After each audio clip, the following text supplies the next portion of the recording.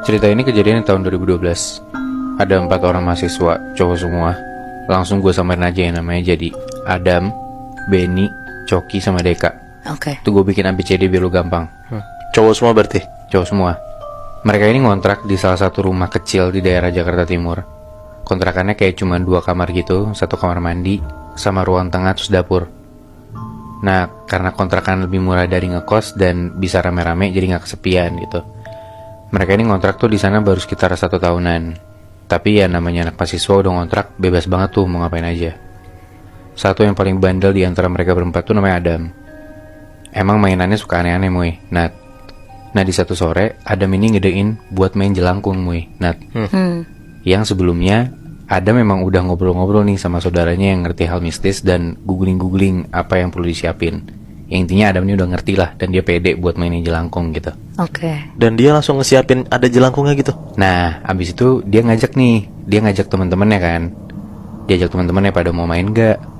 Deka dengan cepet bilang gak mau ikutan. Akhirnya dia langsung ke kamar tuh buat baca buku. Jadilah Adam ngerayu temannya lagi nih 2. Ada Benny sama Coki kan. Dengan iming-iming, Adam bilang kalau lo bisa minta sesuatu dari si jelangkung ini. Dan akhirnya mau-mau aja tuh buat diajak main si Benny sama Coki. Semua persiapan yang diminta sama Adam diturutin tuh sama teman-temannya. Dari jam 7 malam, Deka ngedenger tuh dari dalam kamar 3 temennya tuh kayak udah gerasak-gerusuk itu di ruang tengah. Karena kamar tempatnya Deka ini di samping ruang tengah itu persis. Jadi karena emang kontrakan yang gak gede, jadi dia bisa denger nih teman-temannya ngapain aja gitu kan. Nah Deka ini rada-rada kepo gitu, cuman masih nahan dirinya lah buat nggak keluar karena ya udah gue juga takut, gue baca buku aja lah gitu. Di sekitar jam 10-an kurang sempet tuh teman-temannya teriak dari luar, "Dek, mau makan gak? Gue beli nasi goreng nih." Deka diem aja dari kamar, sosokan males gitu kayak nggak mau ikutan. Padahal selain gak mau ya Deka ini emang penakut aja orangnya. Makanya dia milih buat baca bukunya di kamar. Lanjut tuh Deka baca buku dan dia baca emang makin seru. Dan disitu posisinya jam 11-an Muinat.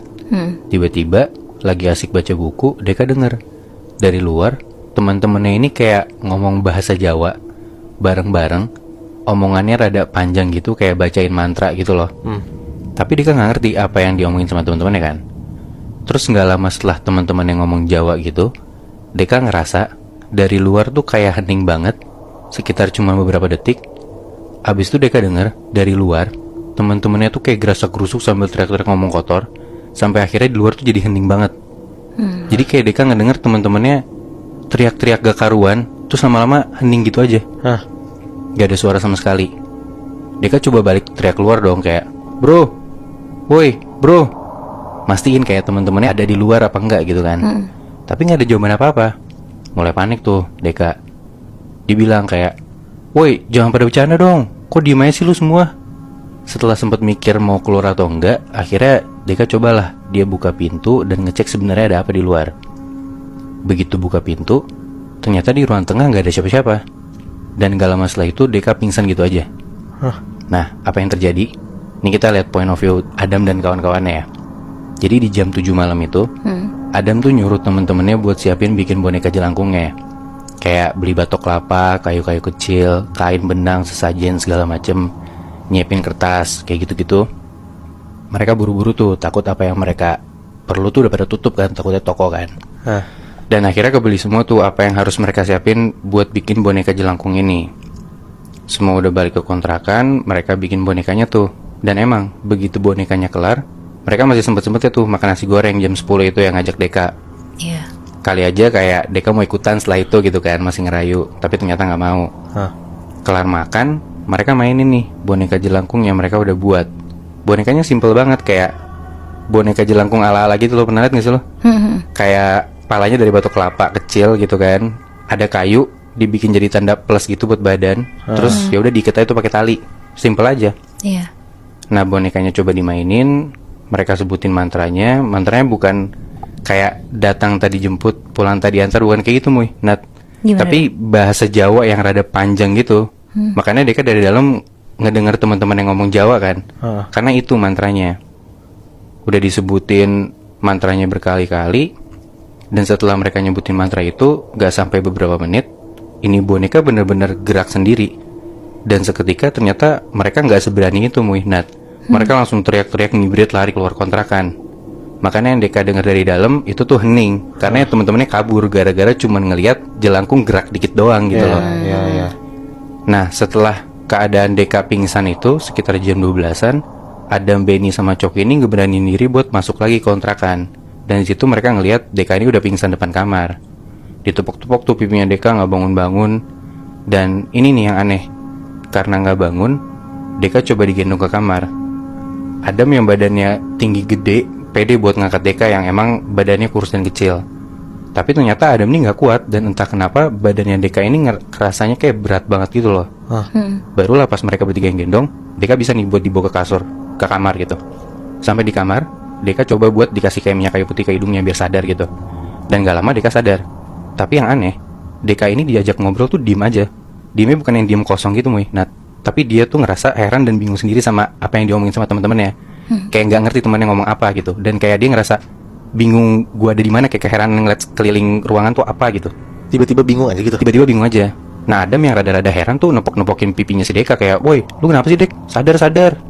Tapi tiba-tiba si Deka ini mukul pipinya Adam, terus marah-marah, tapi marah-marahnya pakai bahasa Jawa, Muy. Nah, teman-temannya ini pun ngelihat si Deka ini aneh, kayak ngebusungin dadanya gitu, ngeberatin suaranya gitu loh. Nah, di situ teman-temannya keheranan, dan terus Adam yang emang ngerti bahasa Jawa coba ngobrol sama sosok yang ada di dalam badannya Deka ini. Tapi ngomongnya nggak jelas, kayak orang kebingungan ngeliatin sekitar kontrakan mereka gitu loh si Deka. Dia kayak linglung gitu ya berarti, Bi? Iya benar, Nat. Dan selain linglung, dia juga kayak ngeronta-ronta, marah-marah nggak jelas gitu loh. Dan akhirnya gara-gara kayak gitu, si Deka ini ditahan sama teman-temannya dan diikat tangannya ke belakang. Terus Deka didudukin ke kursi dan diikat juga. Jadilah Deka yang lagi kesurupan ini nggak bisa kemana-mana biar nggak berulah gitu loh. Tapi nggak lama setelah itu si Deka ini pingsan lagi. Nah, setelah Deka pingsan tuh Adam nyoba buat mainin jelangkungnya dengan harapan arwah ini mau cabutlah dari badannya Deka gitu kan. Mantra coba diucapin lagi pakai bahasa Jawa sama Adam, dan gak lama beneran sambil dipegang nih sama Benny sama Coki, si jelangkung itu gerak lagi, Muy, Nat. Walaupun mereka bertiga juga takut ya gara-gara jelangkung ini gerak sendiri gitu kan. Tapi ya mau gimana, harus dilakuin biar dengan harapan Deka bisa balik lagi gitu kan. Nah, di situ Adam sama yang lain tuh ngelihat ke arah Deka dengan harapan ya semoga Deka udah balik lagi nih. Tapi enggak, Deka ini masih pingsan. Tapi gak lama setelah itu boneka jelangkung ini tuh yang dipegang sama Coki sama Benny itu mulai nulis di kertas. Tulisannya rada-rada hancur tapi masih bisa kebaca tulisannya. Tulisannya, nama si sosok ini sebut aja Sugito, dan satu nama pekuburan di daerah Pandeglang. Adam tahu dari saudaranya arwah yang masuk ke boneka jelangkung ini bisa dari mana aja, dan arwah ini bisa minta dibalikin ke asalnya. Tapi Adam gak nyangka bakal sejauh itu. Tau gak sih lu Pandeglang? Banten kan? Iya, Banten. Jauh banget dari tempatnya mereka tuh, kayak bisa 2 jam lebih gitu loh kalau naik mobil. Udah malam kan, ya tapi nggak ada pilihan gitu. Walaupun udah tengah malam, mereka naik mobil lah berempat. Sambil Deka yang masih pingsan tuh diikat tangannya. 2 jam lebih perjalanan ke sana, sampailah mereka di pekuburan di Pandeglang itu. Dan bener aja, di pekuburan di Pandeglang ini ada satu kuburan dengan nama Sugito. Langsung lah untuk ketiga kalinya mereka bertiga mainin jelangkungnya di depan kuburannya Sugito ini. Langsung. Setelah mantra diucapin pakai bahasa Jawa, bener tuh Deka bangun lagi. Tapi kelihatan Deka yang lagi kesurupan tuh busungin dada, ngomong Jawa nggak jelas, dan cuma Adam yang ngerti. Tiba-tiba setelah ngomong Jawa itu, Adam tiba-tiba ngegali kuburannya si Sugito ini pakai batu. Kayak dikorek-korek gitu loh kuburannya. Dan lu tahu Muy, Nat, setelah dikorek-korek kuburannya itu, di dalam kuburannya ada sebatang emas. Langsung diambil tuh sama si Adam. Dan setelah ngomong-ngomong Jawa yang lagi-lagi Benny dan Coki itu nggak tahu apa artinya, Deka pingsan lagi. Adam langsung bilang ke teman-temannya, ayo kita cabut sekarang. Benny dan Coki yang masih bingung ya nurut aja gitu sama Adam gitu kan. Dan di tengah perjalanan mereka pulang, Deka udah sadar lagi tanpa tahu kenapa dia tiba-tiba bisa ada di dalam mobil sama 3 temannya. Itu masnya dibawa pulang? Iya. Apa benar ada macan lepas? Terus resepsionisnya tuh bilang, oh iya pak, tadi saya juga ditelepon sama karavan sebelah. Ternyata katanya mereka salah lihat. Lega denger info dari resepsionisnya itu, akhirnya Pak Arif sama Bu Nita siap-siap untuk tidur. Pas mereka tidur, Pak Arif kali ini dengar ada suara burung. Tapi suara burungnya tuh yang gak mungkin mereka denger di dataran tinggi gitu loh. Burung-burung yang kayak ada di Jakarta gitu. Kadang suaranya ngedeket, kadang suaranya ngejauh. Pas suaranya lagi jauh-jauhnya, tiba-tiba ada suara ketokan tapi di kaca kamar mereka. Kayak tok tok tok tok tok. Kenceng banget suaranya. Kali ini Bu Nita dengar, tapi pas mereka ngeliat gak ada siapa-siapa dan gak ada binatang apa-apa. Tapi pas Bu Nita negesin matanya, ternyata ada sosok perempuan dari pohon belakang karavan mereka, pakai baju putih, panjang, matanya melotot, lagi senyum-senyum sambil ngelambain tangan, kayak dada-dada gitu. Itu bukan orang kan? Bukan. Anjing, kuntilanak. Nah kayaknya bisa jadi sih Moy. Tapi terus tiba-tiba sosok ini tuh lari kenceng banget, nempelin mukanya ke kaca karavan. Terus tiba-tiba sosok perempuan yang nempelin mukanya ke kaca ini berubah jadi macan putih yang gede banget. Anjir. Bunita kaget, dia langsung nutup hordengnya. Dia meluk Pak Arif kenceng banget sambil deg-degan.